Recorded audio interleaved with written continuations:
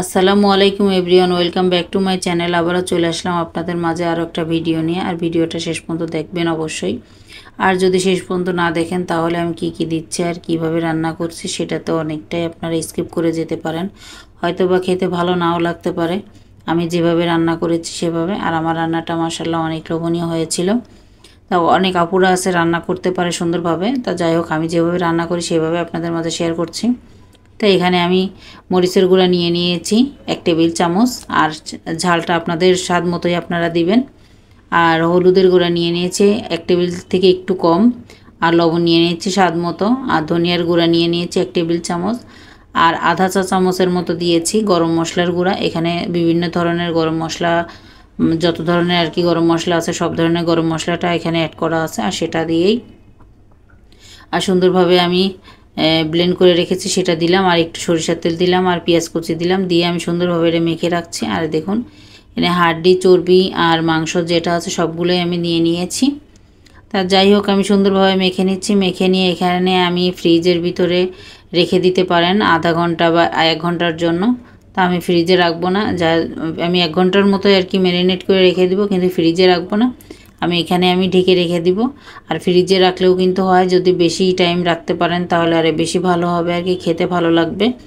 আর marinate যত ভালো হবে ততই কিন্তু খেতে ভালো লাগে। আর এখানে টক দইটা দিতে পারেন, তা আমি টক দইটা দিচ্ছি না যেহেতু আমার হাতের কাছে নেই তার জন্য। তা আমি যে ঢেকে রেখে দিচ্ছি, আর 1 ঘন্টা পরে ফিরে আসব। তো এখানে আমি এই যে আলু নিয়ে নিয়েছি, আর আলুটা আমি 3টা আলু নিয়ে নিয়েছি আর কি। 3টা আলু আমি বড় বড় করে কেটে নিচ্ছি, আর 2 পিস করে নিচ্ছি আর কি। আর আলুটা বেশি একটা আমাদের ঘরে অতটা পছন্দ করে না, তারপরেও আর কি 3টা আলু আমি দিচ্ছি, একদমই আলুটা অল্প করেই দিলাম। আর বেশি আপনারা যদি খান সেটাও দিতে পারেন। তাই যে আমি আলুটাকে আমি কেটে নিয়েছি, কেটে আমি পানিতে একটু ভিজিয়ে রাখবো। আর এই যে পেঁয়াজও কেটে নিয়েছি। আর মাংসটা দেখুন আমি 1 ঘন্টা পরে কিন্তু আপনাদের মাঝে ফিরে আসলাম। তা মাংসটা কিন্তু সুন্দরভাবে ম্যারিনেট হয়ে গিয়েছে। আর ফ্রিজে রাখলে কিন্তু একটু হালকা একটু পানি বের হবে, তো এখানে যেহেতু আমি ফ্রিজে রাখিনি তার জন্য পানিটা বের হয়নি। তো এখানে আমি তেল নিয়ে নিচ্ছি, কড়াই বসিয়ে দিয়েছি, আর কড়াইতে তেল দিয়ে দিলাম পরিমাণ মতো। এই তেলে আমি আলুটা ভেজে নিব, আর আলুটা ভেজে নিয়ে তারপরে এই তেলের ভিতরে আমি মাংসটা রান্না করে নিব। তার জন্য আমি তেলটা একটু বেশি দিয়েছি। তা আমি আলুটাকে সুন্দরভাবে একটু ভেজে নিব। তা লবণ হলুদ এখানে কিছুই অ্যাড করার দরকার নেই, সুন্দরভাবে কিন্তু কালারটা চলে আসবে। তা মাশাল্লাহ আমি কিন্তু রান্নাটা করেছিলাম, খুবই মজা হয়েছিল। আর এই যে এখানে দেখুন কালারটা চলে এসেছে। আর আপু ভাইরা অবশ্যই আমার ভিডিওর কোনো অংশ যদি ভালো লাগে অবশ্যই একটা লাইক করে দিবেন, আর আমার ভিডিও আমার চ্যানেলটা সাবস্ক্রাইব করে আমার পাশে থেকে যাবেন। আর আমি ব্লগ বাই সাথী ঢাকা থেকে বলছি। তাই এখানে আমার আলুটা কিন্তু সুন্দরভাবে ভাজা হয়ে গিয়েছে, আর এটা কিন্তু আপনারা সরিষার তেল দিয়েও রান্না করতে পারেন। তা যাই হোক এখানে আমি তেলটার ভিতরে যে তেল রয়েছে আলুটা ভাজার পরে এখানে আমি 2টা শুকনো মরিচ দিয়ে দিলাম, আর একটা তেজপাতা ছিঁড়ে দিলাম। আর এটা কালার চলে আসলে তারপরে আমি পেঁয়াজ কুচি দিয়ে দিব। তা সুন্দরভাবে কালারটা চলে এসেছে দেখুন, একদমই কিন্তু কালো হয়ে গিয়েছে। আর এরকম কালো হয়ে গেলে তারপরে যে গরম মশলা দিয়ে দিলাম, আর গরম মশলাটাও কিন্তু ভাজা হয়ে গিয়েছে। আর জালটা কিন্তু কমিয়ে রাখতে হবে, না হলে গরম মশলা দিলে ফেটে আর কি গায়ে আসতে পারে। তাই এখানে আমি এই যে পেঁয়াজ কুচিগুলো দিয়ে দিচ্ছি, আর পেঁয়াজ কুচিটা দিয়ে আর কি আমি একটু ভেজে নিব। আর পেঁয়াজ কুচিটা হালকা একটু কালার নিয়ে আসবো, বেশি কালার আনবো না।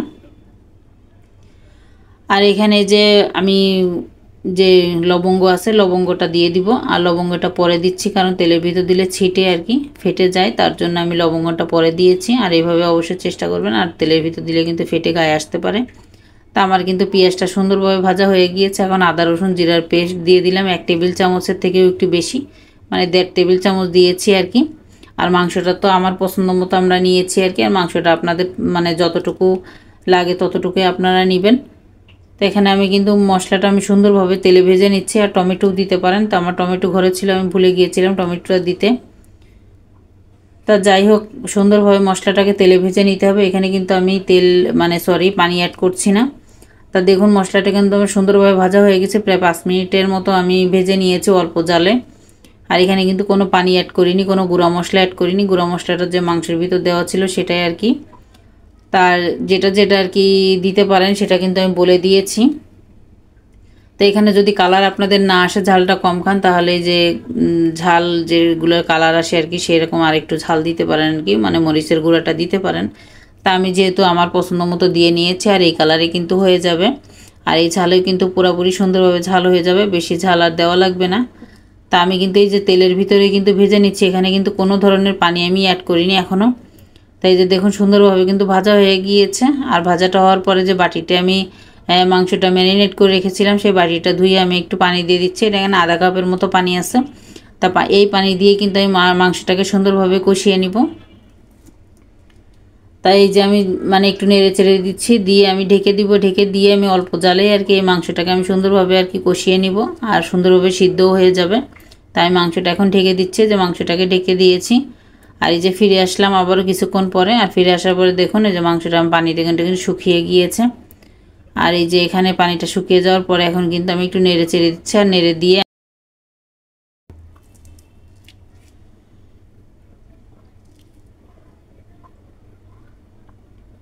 তা দেখুন সুন্দরভাবে কিন্তু একটু নেড়ে নিলাম, আর পানিটাও শুকিয়ে গিয়েছে। আর এই যে আবারও ঢেকে দিলাম। ঢেকে দিয়ে আবার কিছুক্ষণ রান্না করে নিলাম। রান্না করে নিয়ে যে এখন আলু দিয়ে দিব আর কি। তা যাই হোক, মাংসটা আর কি মশলা কষানো হলে, মাংসটা ভালোভাবে কষানো হলে কিন্তু খেতে বেশি ভালো লাগে। কারণ তরকারির স্বাদটাই মশলা কষানোর ভিতরে। আর যে কোনো তরকারি রান্না করলে মশলাটা যত ভালো কষানো হয় ততই কিন্তু খেতে ভালো লাগে। তা আমি ভাজা আলুটা দিয়ে দিলাম। ভাজা আলুটা দিয়ে এই যে এখন আবার একটু নেড়ে নিব। নেড়ে নিয়ে আবারও 1 মিনিটের মতো ঢেকে রাখবো, যাতে আলুর ভিতরে সমস্ত তেল মশলাটা ভালোভাবে ঢুকে, তার জন্য। তাই এইভাবে যদি রান্না করা হয় তাহলে কিন্তু খেতে খুব ভালো লাগে। অবশ্যই বাসায় ট্রাই করবেন। তো এখানে কিন্তু আমি গরুর মাংস নিয়েছি, আপনারা কিন্তু খাসির মাংসটা নিতে পারেন। আর খাসির মাংস রান্না এভাবে করবেন, অবশ্যই কিন্তু খুবই মজা হবে। তারপর আমি 1 মিনিটের মতো ঢেকে রেখেছিলাম। ঢেকে রেখে যে এখন উঠিয়ে নিচ্ছি ঢাকনাটা উঠিয়ে নিয়ে আবারও একটু নেড়ে নিচ্ছি। আর এইভাবে কিন্তু অবশ্যই অল্প অল্প করে জালে আর কি, আর অল্প অল্প করে পানি দিয়ে ঢেকে ঢেকে রান্না করতে হবে, তাহলে খুব ভালো হবে। আর মাংসটার স্বাদটাও বেড়ে যাবে। আর এই গরুর মাংসের এখানে খাসির মাংসটা রান্না করবেন এইভাবে, আমি যেভাবে রান্না করেছি সেভাবে খাসির মাংসটা রান্না করবেন, খুব ভালো লাগবে। তো এখানে আমি এই যে পানি দিয়ে দিচ্ছি, এখন পরিমাণ মতো পানি দিয়ে দিব। তা আমি আমার পছন্দ মতো পানি দিয়ে দিয়েছি। আর দিয়ে এই যে এখন নেড়ে দিচ্ছি। নেড়ে দিয়ে আমি আবার ঢেকে দিব। আর ঢেকে দিয়ে একদমই কম জালে রান্না করে নিব। আধা ঘন্টা বা 1 ঘন্টার মতো রান্না করে নিব, তাহলে কিন্তু সব ধরনের মশলা আলুর ভিতর ঢুকে যাবে, আর মাংসের স্বাদটাও বেড়ে যাবে, আর ঝোলটাও কমে যাবে। তা আমি এই যে এইভাবে ঢেকে দিয়ে তারপর রান্না করে নিব। তা যাই হোক, এইভাবে সবাই ট্রাই করবেন, বাসায় খুবই মজা হবে রান্না করা। তো এই যে এখন আবারও ফিরে আসলাম। দেখুন আমি 1 ঘন্টা পরে ফিরে এসেছি। আর এই যে দেখুন মাশাআল্লাহ আমার ঝোলটাও কিন্তু কমে গিয়েছে, আর আলুটাও সুন্দরভাবে সিদ্ধ হয়ে গিয়েছে। দেখুন আপনাদের মাঝে দেখিয়ে দিচ্ছি।